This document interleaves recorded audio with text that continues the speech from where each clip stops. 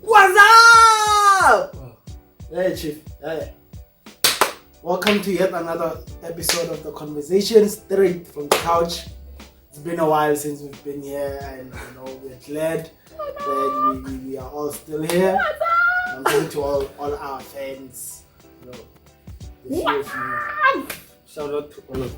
Shout out to all of you. All of you subscribers. All of you subscribers. Welcome. So today I want us to talk about something we hardly ever talk about. The fact that we never talk. The fact that we never talk. And hey, this is not like how do I put this? This is I don't want to say this is a black people problem, because I know it's a man's problem. Opening up is something that men don't usually do in general, despite their race. But when you take into consideration the fact that as the black community, as a black race, we have so much to rebuild, so much to work on. The last thing we need is a vicious cycle of men thinking they cannot bottle things up until they explode. But you're right. Until they break down. We can't speak on the white man's struggle if we don't know what the white man. I'm not white. I'm not Chinese. I'm so not Indian. You're right. Black men. They black men. If opening up. Exactly. I'm not Chinese. I'm not Indian. I'm not white. So I wouldn't know exactly why they don't open up. I want to talk to black men because I share the same identity with you guys. It's easier to talk about our situation. But real talk. Men and opening up. What is opening up? When we think about it, what is opening up? Because a lot of times I hear gents talking about how, hey, this is my friend, this is the person I confide in. And when we listen to what they confide in with, it's business this, business that, I have a girlfriend. You understand? Cars this, cars that. How often do we really open up about our insecurities, about our desires? Because we can't be friends and not know what really goes on in here. What's the point of that friendship? Where is that growth leading to? Because I need to be able to tell you as a friend, no, Mongani, I feel like as far as your emotional intelligence goes, these are not decisions you should be making. These are not decisions you should be expecting from you. What's going on? Yeah, and I mean, okay, down to the simplest thing. Like when you see Chomiao Ashab, like Muhera, what's going on? The simple question, what's going on? We rarely ever get to ask that. Wow. That wow. Anyway, opening up is important in friendships. You need to know when your friend is an alcoholic and when too much for him is too much. So you can be like, Chomi, no, I'm not happy. Because girls do that, and that's admirable. Girls be like, Dude, girls know each other well enough to know when their friend is about to make a stupid decision. Just from the way their friend talks. Bro, exactly. You walk up to a chick, you talk to her, you share her hair. It's in the middle of the night. Got an apple, and she says, "I don't like that." When you get there, the things the chick says about that whole thing you're about to do will tell her friend if she's in the right mind to make such a decision. You as men, we understand those are cock blocks, but as men we like to say things like, "Hey, she's a cock block." No. She knows her friend. She's a good friend. It has nothing to do with you. Understand? It has nothing to do with you. It's about her friend. So if we as gents start talking like that, maybe you'd even know and detect when your friend is indulging in the rape culture. Exactly. Because be able to call him out. You understand? Because a lot of times we are often on some there's a nigga thing. He said it in passing, but if you sit down and talk to your nigga, you'll realize, man, this is a sex predator. This is a sexual predator. So opening up is very important. Regardless, you could know the history. Like, I know your history. I know what you've been through and how you're acting out. These things that you relate.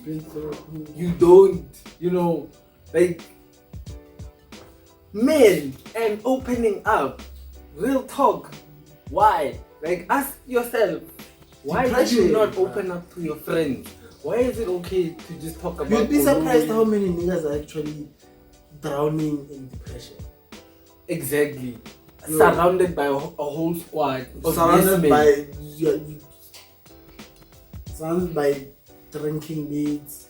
Exactly. Niggas that would just feed alcohol to how instead of. Oh, no, I'm not looking at you because you're one of one. No. Yeah, I mean, But You're not a yes man. Yeah. But seriously, you do it like you said. Yes. Yes, I agree. But you know what?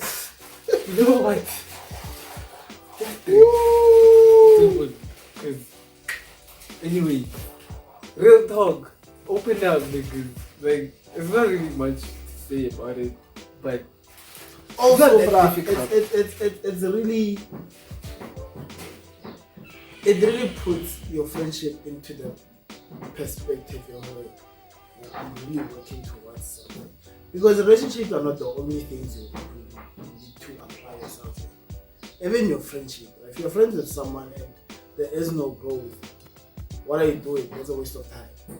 But how do you detect growth if you guys don't talk? Exactly. How do you detect growth if you guys don't talk? You don't know each other. Like, you're scared to ask each other personal questions. Not scared. I don't even think no, I think it's the situations or the nature of the friendship. Or the you don't even get there. All we do is hang out, do fun things. When things start to get too emotional, you're being a bitch. Or you're acting like a woman. Stop acting like, why we get a massage? But it's like that. But really, why is it so bad to do it? Like, why is it even attached to one side? Like, I think that the whole concept. I might be wrong. I think that whole concept of when you do feminine things, and you're gonna get scorned and shamed and things like that. I think it's a symptom. It's a symptom of a bigger problem, a bigger issue we have in the society. As much as we claim, we love Basadi, we don't really respect the identity themselves. We don't even respect the nature themselves. Because if you're gonna take, these elements of the identity and how do you wanna maram tomo or the reduce it to an abomination or weakness.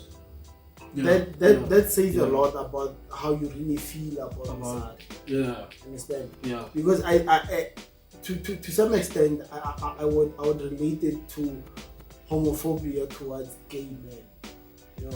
Like it's if you really analyze it, it's not really an attack on gay men, it's an attack on the feminine identity. Yeah. You understand? So it's the deeper side of it is that it's really just an attack on women. Anything that possesses or that resembles a feminine, especially in a space where you're full of men.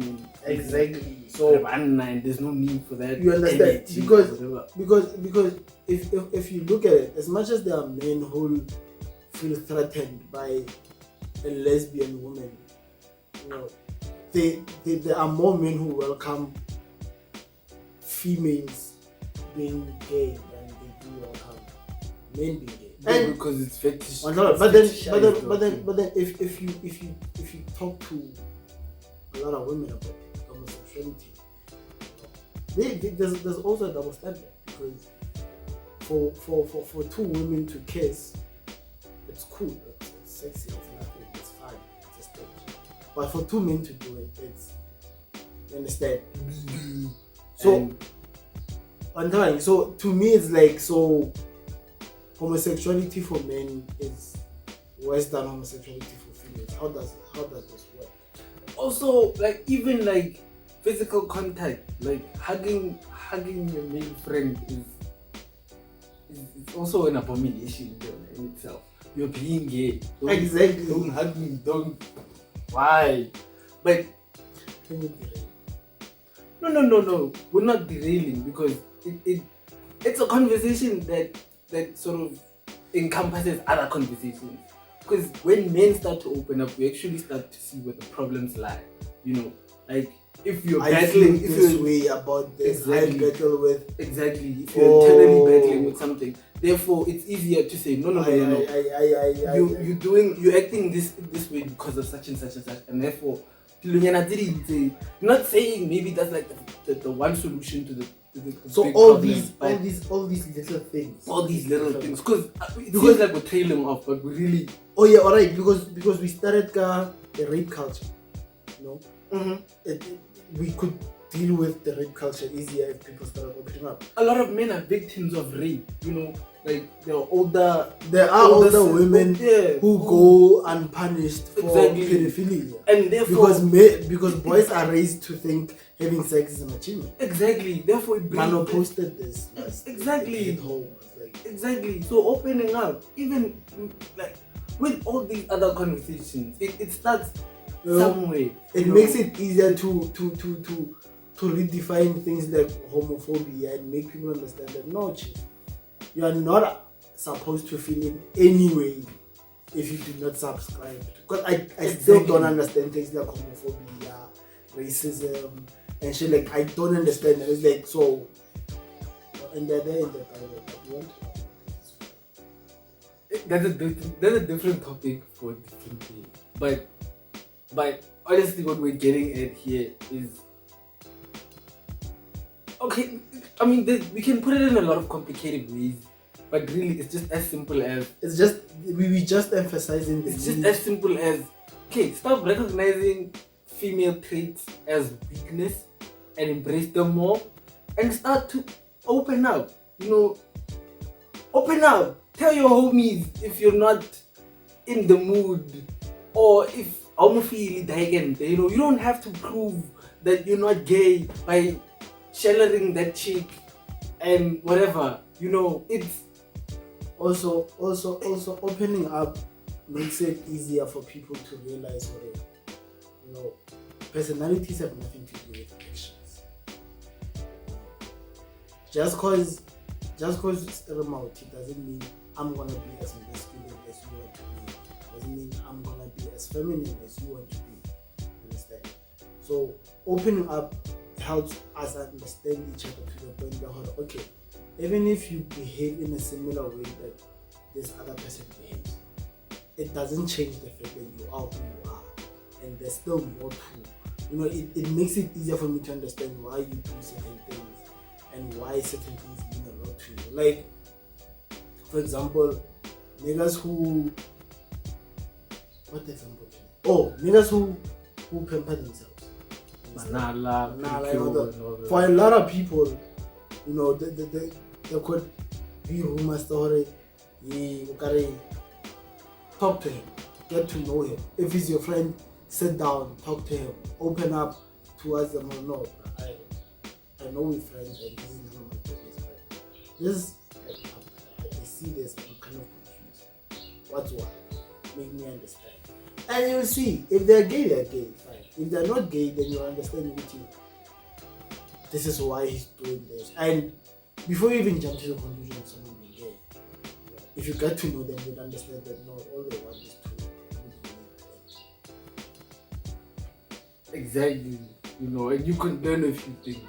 So this is not a conversation for women particularly, but if you're in a friendship and you wanna pick something up, go right ahead. But this is a conversation for gents, particularly black men. When we talk about our hustle, usually, like, we talk about, you know, challenges, you know, obstacles that make it difficult to succeed. Yet we never talk about where those obstacles arise. We never talk about the nature of those obstacles. We never talk about the implications of those obstacles. You know, how they have affected us. We just treat them like obstacles, like random sex. The symptoms and don't. I'm correct. We talk about the symptoms. We don't talk about the implications. We don't talk about the damage. You know, so we need to change that. We need to change how we confide in each other as gents. Like, yo, bruh, I'm going through this and this, and it's affecting me here and there in my life, and this is how it makes me feel. And I'm trying, but I feel like it's affecting my identity, the nature of my identity. Talk. Because usually, you understand, usually we find ourselves incapable of focusing on our hustle because you're in so much emotional turmoil and you don't even open up, you don't even talk to your people, you don't even talk to your friends, you don't even understand how to engage you because you are this collection of masks, you know, that you use to cope in public. And you know, when things get too much, you turn around and say, when these are dark friends of you. No, they don't know you. They don't know you. So they don't even know. So they don't even notice when things go south. You know? So remember that every time you think about confiding, it often helps because if I know Kamehelo to be a certain way, I'll detect if he's in emotional turmoil. I'll ask him, even if he tries to pull that whole, hey, I'm right. No, motherfucker. Sit down, let's talk. What's up? I hate you for those conversations, but we have to have them, you know. Everybody hates me for those. Exactly, but we need them. Those conversations are important. When this nigga sits me down, it's like, no, nigga, like, yeah, you've been acting in such and such a way. What's going on? At the time, I don't even wanna like think about it. But then I'm like, okay, this nigga sees something. I need to stop and look at myself, Linda, because now he's starting to see something, and I'm get the poor like I'm okay, you know. And what's going on? No, you've been acting in such and such and such a way. Like, oh, okay, I've actually been going through something, you know. And you deal with that shit, you know. So what's the point of a friendship if you can't even use your friend in proper ways? Exactly, you can't be there for each other. No, don't just use them for booze. I mean, yeah. Wow. Nigga. Anyways, it's been us from the conversation. Remember to like, share, subscribe if you fuck with the content, so you know when more content drops, so you can watch more content. Yeah. Anyways, bye.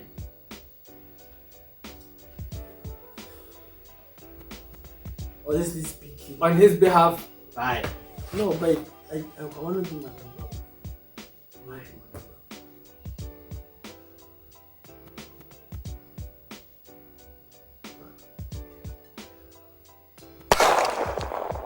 Why? I've been practicing this for weeks now. Like that.